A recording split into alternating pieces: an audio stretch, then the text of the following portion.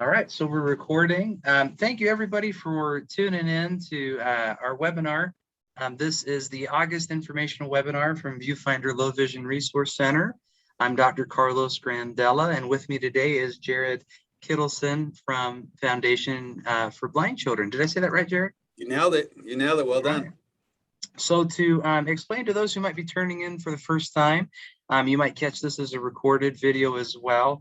Viewfinder has a informational webinar each month. We try to touch on different topics, and we're looking to just build a library of resources for people in Arizona and surrounding areas who have low vision, vision impairment, or blindness, and are looking to find out more about the resources, the networking that's available, tools that might be good for them, and to just dive a little bit deeper than we might be able to do in an exam setting.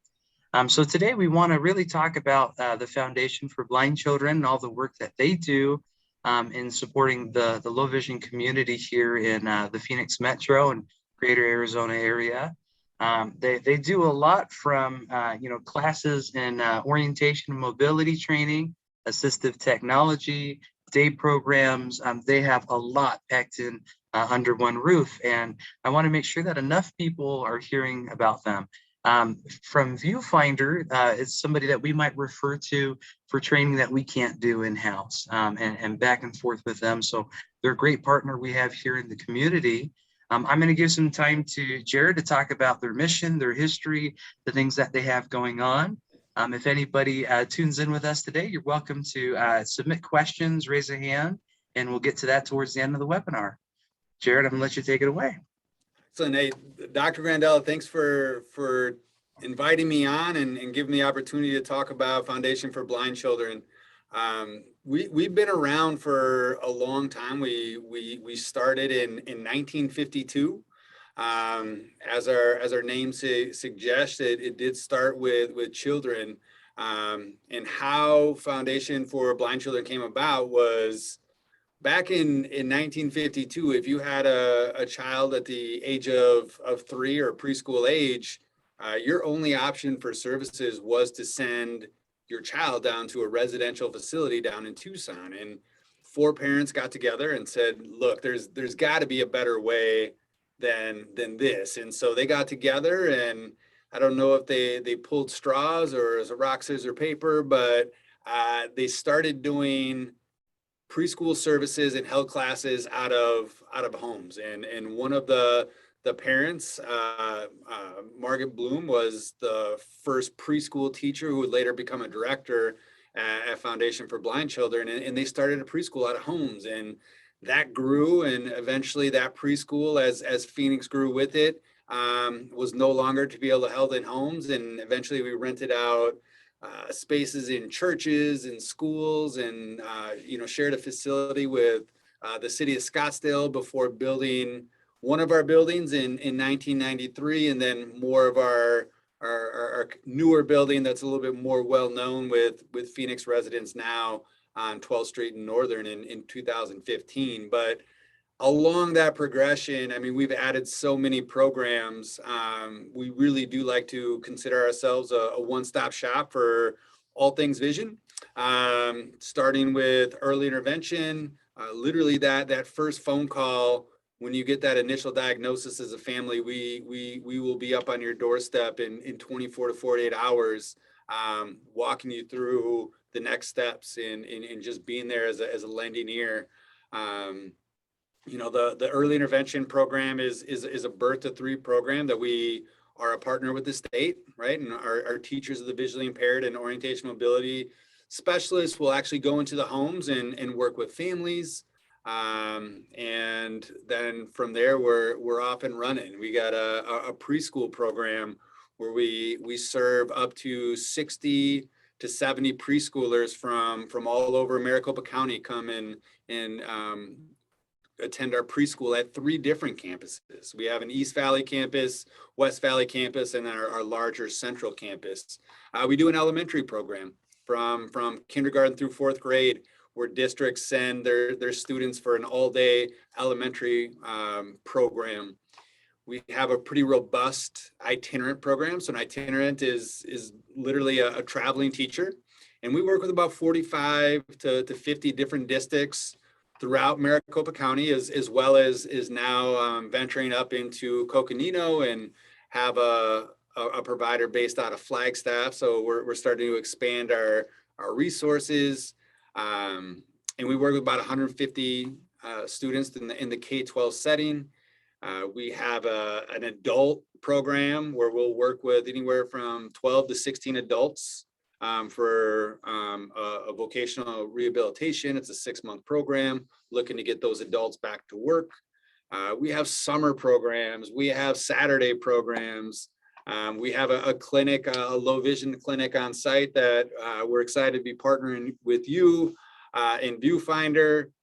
We have a media center that produces Braille and alternative format textbooks for students all over the country. We have a building.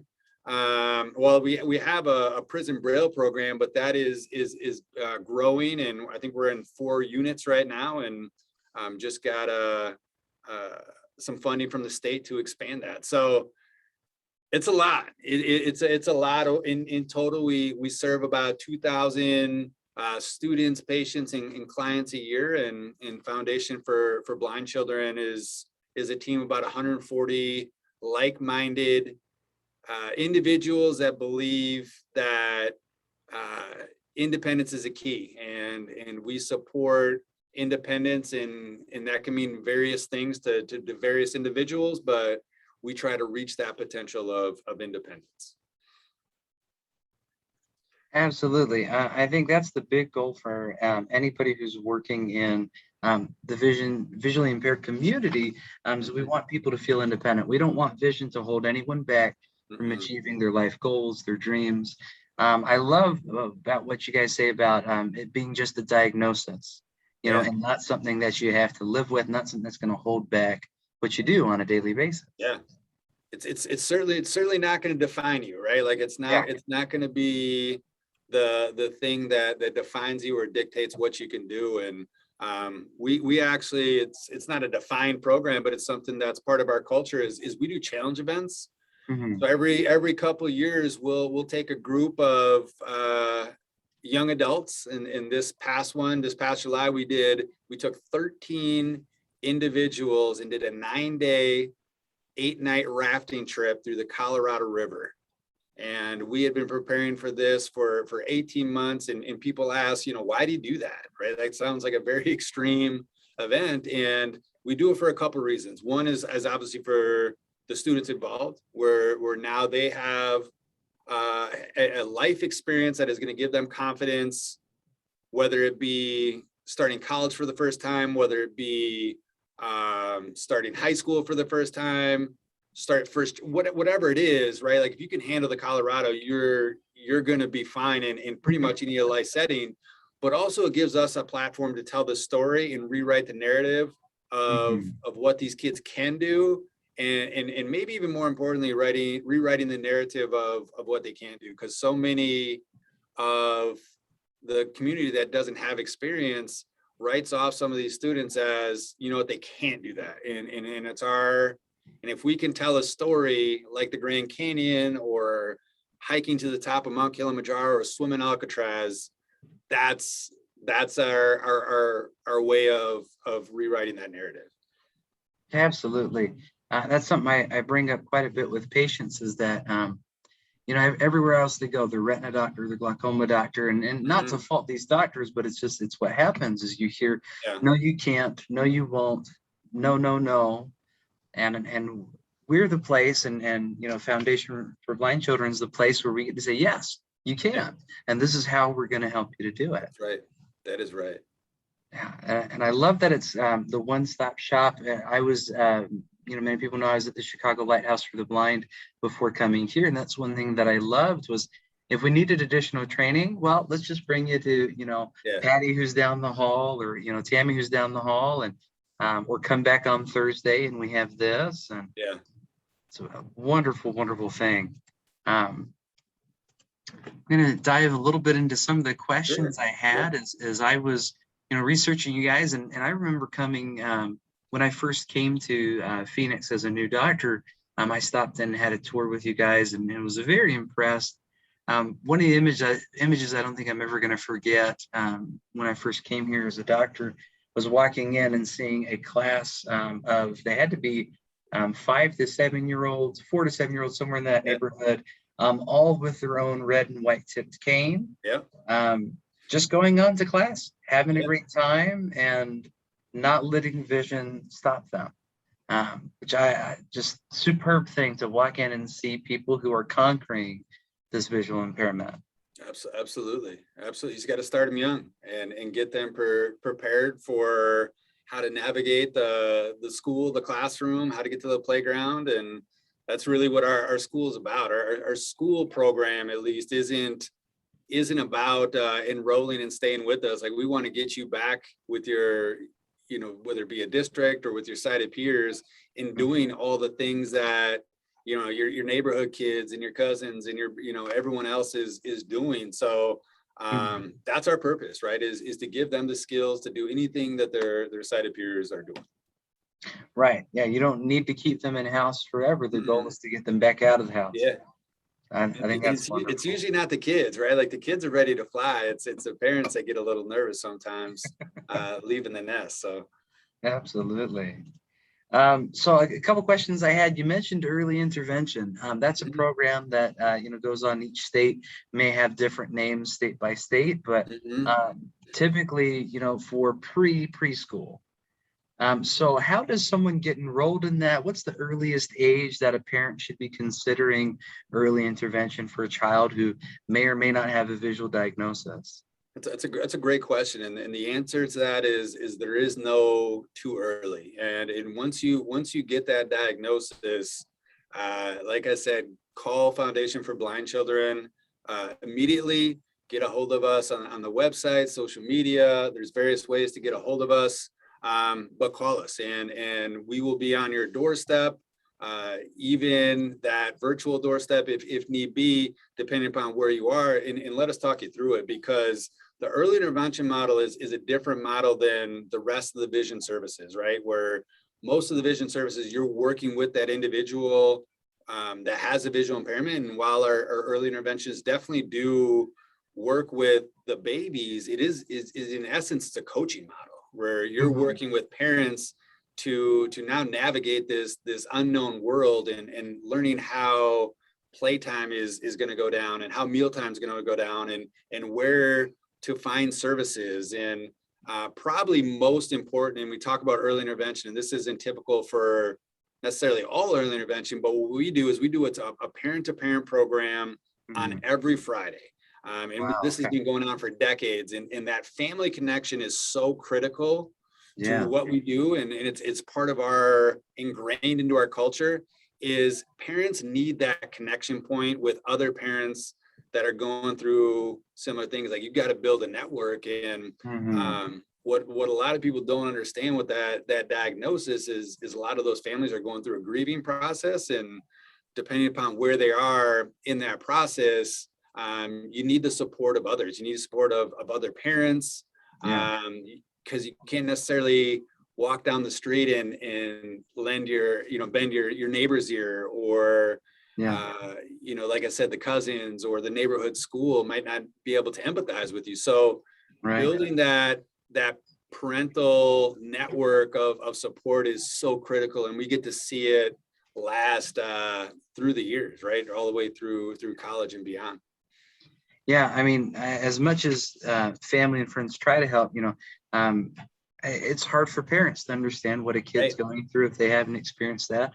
Grandparents who aren't there with a child who has extra needs, that's a tough thing. I know, being a new dad, as I was a resident, and seeing children who had cortical vision impairment or had, optic nerve hypoplasia or retinopathy of prematurity, babies, 6-month-olds, year-olds. A lot of parents were coming in and just saying, what can we expect? And what do I need to be doing as a parent? And so, yeah, I know it made a big difference for me compared to other residents I saw who didn't have kids, to be able to be in that mindset. Mhm. But then, like you're saying, to take it a step farther, there's national organizations people can join, but it's a big difference to know somebody who lives 15 minutes away is going They through the same thing that you are. grab a cup of coffee and, Yeah, and talk shop a little bit, right? absolutely. Somebody who's walking in your shoes or something very close to it. Mhm. So taking that kind of the next step in evolution, in somebody's life, how does the transfer from early intervention into preschool, pre-K, and regular grade school go? Yeah. So, once you get through early intervention and starting in with the age of 3, education for a student with a visual impairment is going to be guided and dictated through the IEP process, which stands for Individual Education Plan. And one of the guiding principles of special education is an acronym, and obviously we're deep into acronyms in our world, is an acronym called LRE, which is least restrictive environment. And that is always our ultimate goal. The ultimate and least restrictive environment is in class with your sighted peers. Well, Mhm. our preschool, and in especially our elementary school, doesn't reflect the least restrictive environment. So kind of what I mentioned on the front end of this conversation is, we want to get them back into their traditional district as quickly as possible. So when we're making those decisions, when that kid is 2.5, 2 years, 9 months, we start having those meetings. We get the home district involved. We get the TVI of that district, as well as the early interventionist team, and we get around. And we say, like, all right, what's the best placement for this child? And the idea with preschool, as any preschool program, the purpose is to get ready to kindergarten, right? To make sure you have the skills ready to go, and those factors are considered as far as, all right, where are they at from a skills standpoint? Where are the gaps, and is FBC the right preschool, or is it a home district supported by a TVI to be ready for kindergarten? Yeah, I think that really answers, one of my other major questions was, coming into the website and, as, a new parent who perhaps, so I've got a 5-year-old who's in kindergarten for the first time this year. Yeah. And a lot of questions when you get that started. So, coming into that, you're not 100%. Do I want my kid enrolled in a school that has only kids who have vision impairment, or kids that, it's a mixed combination, or so to know that you can get these resources from FBC, Right. but we want you to stay as real world, as natural setting, least restrictive as possible. I think that's a great thing. Absolutely. Great mindset to get started with. So I would kind of then ask, once you're in grade school and we're talking, K through 12, Yeah. are there big changes, big differences in how services go at different ages, or does it stay the same most of the way through? Again, it's going to be that IEP process, right? And it's going to be a little different from when you're coming to a visions preschool or elementary program like us, where the TVI is the classroom teacher. Mhm. Whereas once you transition back to your home district, now you're going to have different teachers, and the TVI and the O&M is going to supplement that based on the need of the student, right? It could be 60 minutes a month, it could be 60 minutes a week, depending upon what that team identifies what those goals are. So the delivery model now becomes much different in the K-12 setting, right? And you're working on goals to help that student access the curriculum of their sighted peers. Absolutely. And so individualized is really the key word to all this. Yeah. Is each kid who comes through the program is going to be 100% different. Absolutely. Even if you have 3 kids with the same condition, they may be a spectrum of that condition, Yeah. or may just have different needs, wants, and goals for what they're Sure. looking for. Sure. I've had, patients who, they saw somebody once a week. Others who saw them once a day. Like you Yeah. said, it might be 60 minutes in a month. It's just a check-in. How you Yeah. doing? Can we teach you something new? Absolutely. So for So- parents who are watching, you might think, if your child has a high level of needs, they might, participate in regular classes and see a TVI much more regularly Right. than another child who perhaps doesn't have as high level of need. Yeah, and in the effective TVIs and the effective O&Ms in a K-12 setting, a big indicator of success for not only the student, but the team as a whole is they got to be able to influence and advocate for that student across the entire team, right? Because if you're a fourth grade teacher or you're a biology teacher and you've never had any experience working with a student that has a visual impairment, your only gateway to resources, strategies is through that TVI. And so on behalf of that student, you really are setting up the entire team, right? Like you got to help the fourth grade teacher, and you got to help the music teacher, and you got to help make sure the PE teacher knows what accommodations and how vision affects learning. So it's a completely different skill set. Like we kind of use the same acronym, the TVI, but you start going across the spectrum of early intervention, classroom teacher, itinerant, and they're such drastically different skill sets and what it means to be successful. So it's a nuanced approach between the different programs, but it's an important distinction. Absolutely. And I mean, as different as all just the, schools for children who don't have a vision impairment can be, as well, the programs that they might be involved in, the different districts. I definitely want to say to any parents, students who are watching, know that your eye doctor and FBC will fight for you. If you come in each year and there's a different need that's come up, or a teacher that perhaps hasn't encountered this condition, doesn't understand the accommodations, the message isn't getting through somehow, we'll write the reports, we'll write the letters, whatever support you need. Know that that's what we're here for in a large part.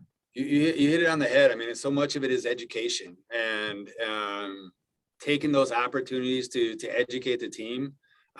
You get into the field of education, and this has been my experience these past 5 years at Foundation for Blind Children. You talk to fellow educators, they don't know what they don't know. So help us understand what this kid needs. And yes, 99.9% of the time, those school districts are going to throw everything they have in support of your students. So yeah, parents, don't be afraid to ask questions. If something doesn't make sense, advocate, ask questions, ask the why, and build a network of resources, whether it be an optometrist, FBC, or another trusted partner. And it's kind of a stepwise process as well, because let's say sometimes conditions don't show up till somebody's 8, 9, Right. 10, 16, 20. So let's say it's the first year and things are going on. Likely go in to see a regular eye doctor nationwide. LensCrafter is one of these places, Right. And they refer you on to a retinal exam, who may refer you on to low vision services. Right. So you come into the FBC clinic to see the optometrist, and we're going to give you an evaluation of what is the level of vision, Right. How's our visual field situation. There's some conditions that were 20/20 right down the middle, but there's nothing outside of it. Define things like legal blindness, and then give a list of recommendations. Are glasses alone the solution? Do we need magnification? Do we need to talk to assistive technology? And from there, we give that referral on to, then we have these myriad, professionals, whether it's training on how to walk with a cane or train with an assistive device, or that's where FBC really extends its arms in all these different directions of all these different services we can provide. And again, like you say, to then be able to hand you back into your daily lifestyle. Right. Absolutely. And it's not a one-time thing, because say that's the first year, we may come back the next year with different needs, or something that we didn't talk about the first time. Right. And vision changes, right? So depending upon what the diagnosis is, I mean, it's a constant evaluation and looking at those services and what the needs are. So let's talk Braille for a moment. Yeah. Braille's an important service. It's a question I think parents have quite a bit, whether they're coming early or late, to say, at what age should kids learn Braille? At what age is it maybe not useful for them to start? If an adult, for example, is, first time with vision impairment, should they begin to learn Braille as well? What's FBC's thoughts on that?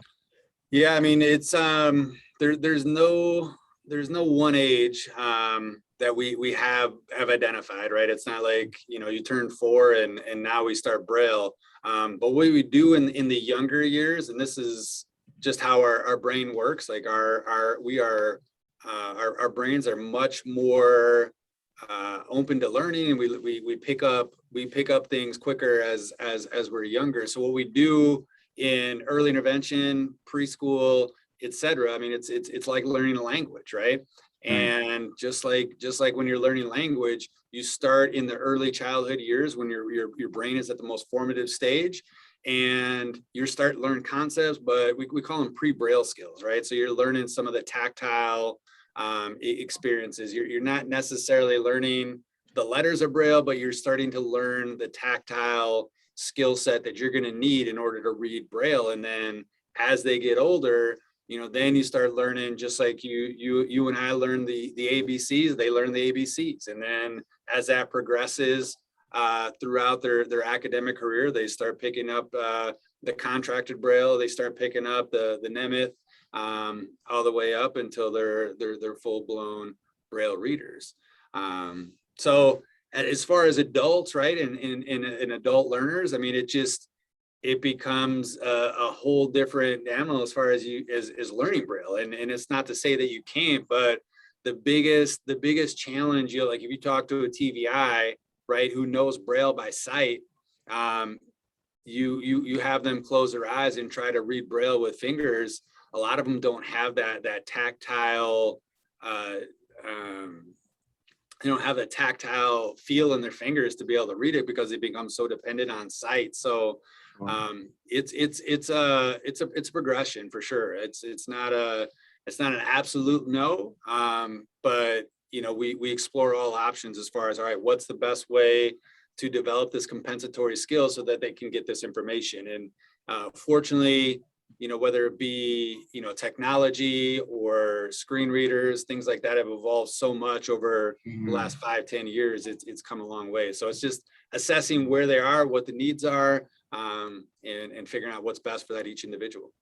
Yeah, the access to audiobooks is huge these days. I mean, that's a game changer. Right. And so the transition from, you know, going from regular books to audiobooks as opposed to learning a whole new language. Absolutely. Really different. Absolutely. So you have a Braille center there that will receive orders to make a Braille version of different items and things like that. So for someone who's looking for that kind of service, are there limitations on what can be put into Braille? What kind of timetable do people expect? You know, if they want to make a request, is it a long wait list to get something through? Yeah, I mean, it's so if you are just dabbling in Braille, we do have a public library where you can come into our main campus, and we have a selection, and it is not the Library of Congress as far as the size, but you're going to find some pretty familiar works of fiction and nonfiction that you could check out. A majority of what we operate is through the school setting, so we'll get a lot of the English classics that you and I read through high school. We got Braille, Harry Potter, and alternative format. But as far as the timeline, that's where it gets tricky, right? So if you took a math textbook, right, the math textbook, you know, maybe 500 pages, charts, graphs, everything, and you break that out, or if you were to get that brailled in the private sector, it would cost a school district or a parent about $20,000 to get a textbook brailled, and it's going to take months. I mean, it's broken up into probably 50 or 60 1.5 inch binders to give you an idea as far as how much Braille goes into a math textbook, and that can take, you know, depending upon the capacity and how many volunteers are working on it, it's going to take, you know, 4 to 6 months. Gotcha. Okay. So, but if you're looking for a sheet of paper or a notebook, I mean, usually a good Brailleist can knock that out pretty quickly. For those who might be using Braille keyboards, refreshable Braille displays, is that an easier thing to get set up and managed, or is the accessibility to pre-translated or pre-transcribed versions of that, is that a greater avenue for them to search in? Yeah, I mean, that's a good point. And that's now you're kind of digging into the electronic file components of Braille, which is huge, right? You know, our library that I talk about is paper based, and you know, we Braille these textbooks in paper. But once we have these textbooks, or we have these whatever we Braille, there's an electronic file that goes with it, and you can just reprint that out in Braille once you have it. And we've developed relationships with other state instructional resource centers that will share those files, right? So that's the cool thing about our community is it is a pretty tight knit. It's small, where you can pick up the phone and be like, hey, you know, Kentucky, I'm looking for this book. Do you have it? And you know, most of the time they'll you know, either sell it to you for a pretty discounted price, or in some cases just send you over the file. Yeah. So let's turn our attention back to school. We've talked about a lot of great stuff. Let's talk about the transition for those, you know, juniors and seniors who are looking into not high school, college, looking into a career path. What's that transition pattern like? So that so in our world, that process starts at the age of 14, and that's when students become eligible for services with the state of Arizona and vocational rehabilitation. And that's when you're eligible for some of our summer programs. So we start right at the age of 14 with a program called Teen to Work. It is a 6-week residential program where students are learning independent living skills. They're learning how to interview. They're learning how to grocery shop. They're spending not only a night, in some cases the first night they're spending away from their mom and dad, but they're spending 6 weeks away from their mom and dad. And so it is a tremendous growth opportunity, doing internships in the community. So you're learning some of those basic core life skills, career skills that, you know, you're 14 years old. You don't know what you want to do with your life. And so we're not pigeonhole you into a particular career path, but laying that foundation of, you know, whatever I do decide to do, I'm going to have that foundation skill set. And then once we get into, you know, we're exploring different career paths, and we also have a college prep program for students entering college for the first time. And that's when, you know, we're making sure that you have orientational mobility of your campus. You're exploring your disability resource center on your campus, and have those connections, and you know, learning, you know, making sure you have public transit to and from campus, between buildings. So those start at 14, and really hopefully in conjunction with the school district and home to start laying that groundwork. So how far out do services with FBC go? I'm talking about universities. You know, we've got a great couple of universities here in Arizona. You know, are you guys making efforts down in Tucson as well? Do you have connections down there for people who are up in northern Arizona? You mentioned you guys are getting into Coconino and Flagstaff. Tell me about that. Yeah, we're you know, it's the teacher shortage throughout the city of the state of Arizona is substantial, right? And there are hundreds of kids in Maricopa throughout the state of Arizona that are going without services. So that's one of the things that we've talked about as an organization is, you know, who's going to solve that problem? And if not us, who? And so we've recently partnered with the Arizona State University to develop a teacher of the visually impaired bachelor's program.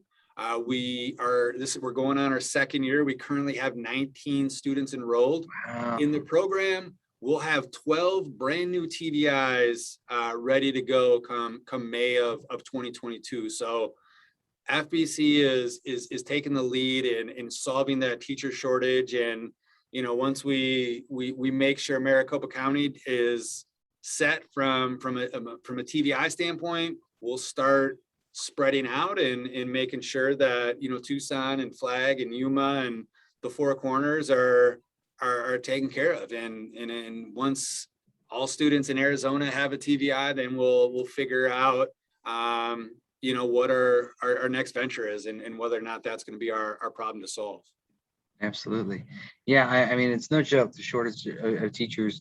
That was a big issue in Chicago was, you know, we could do the evaluation, we could prep these parents and turn them over to the school system, and there might be one TVI for, you know, way too many kids. Yeah.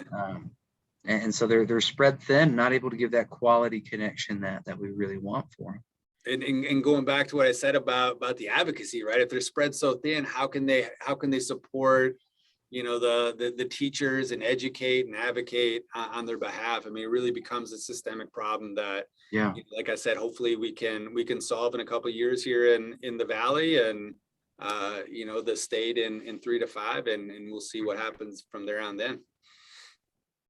So 2 last major points I'd like to touch on. So we've talked about, you know, various stages of education. We've talked about working adults. What about those who are retired, those who perhaps are on disability, who are no longer in the working force, but still are trying to maintain independence in spite of vision impairment? What kind of programs can these individuals be involved with FBC?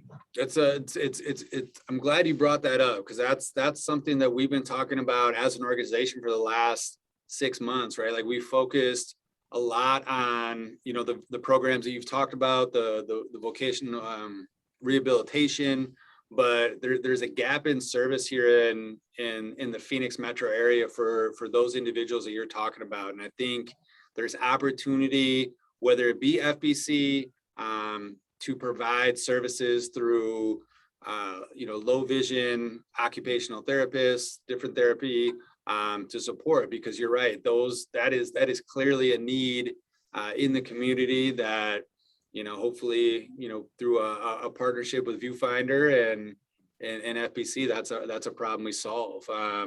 But we do have support groups that meet, and during this COVID, it's been virtual. I encourage anyone in that population to call FBC and you know, see what we can do as far as is helping you out, whether it be assistive technology.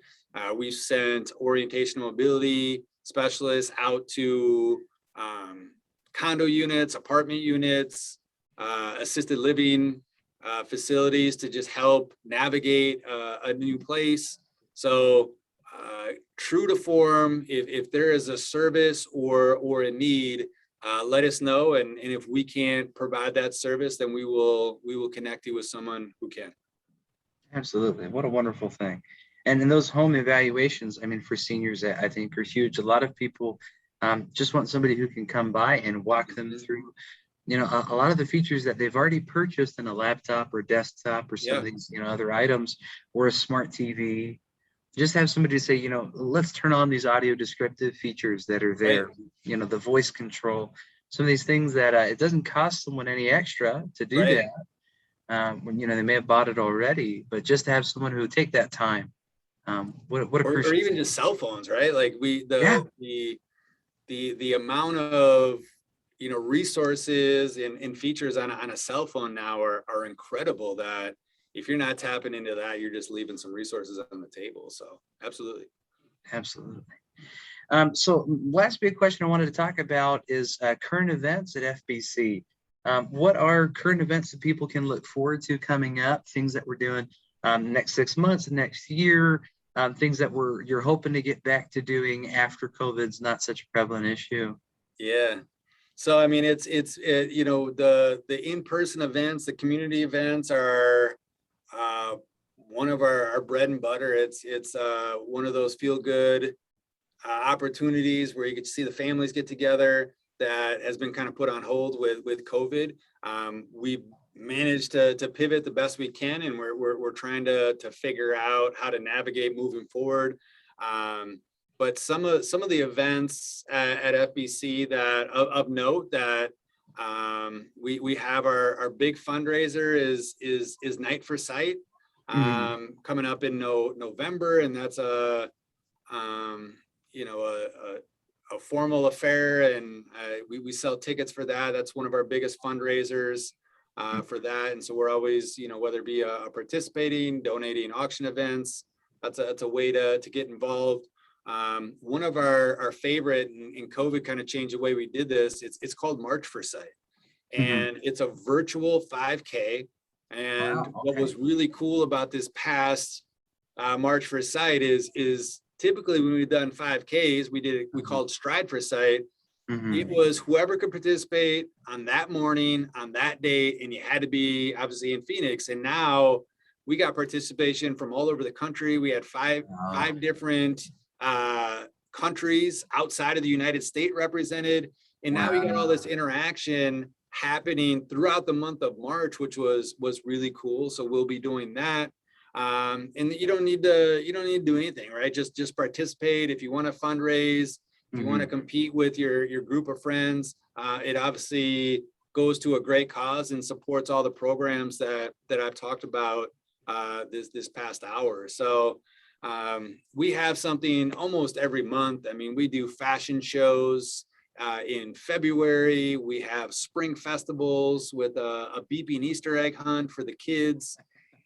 We do a fall festival. It's a trunk or treat that with everything adaptive and activities for kids, and those are open to the community. And as of now, that plan is to move forward with those things happening. So if the best way to stay connected is just follow us on social media.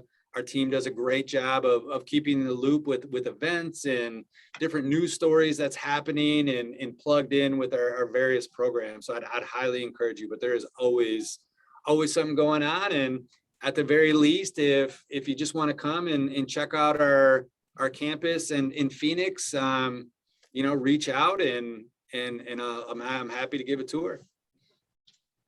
Jared, thank you so much for your time today. Absolutely. What a great thing to talk about. And when it comes to fundraising, what a great organization to give to, because you guys are helping people get access to tools that they, insurance isn't providing for that. And oftentimes it's far more than an out-of-pocket expense can handle. Yeah. I want to invite anybody who's listening in, interested in learning more about Foundation for Blind Children, tune in to their website at seeitourway.org.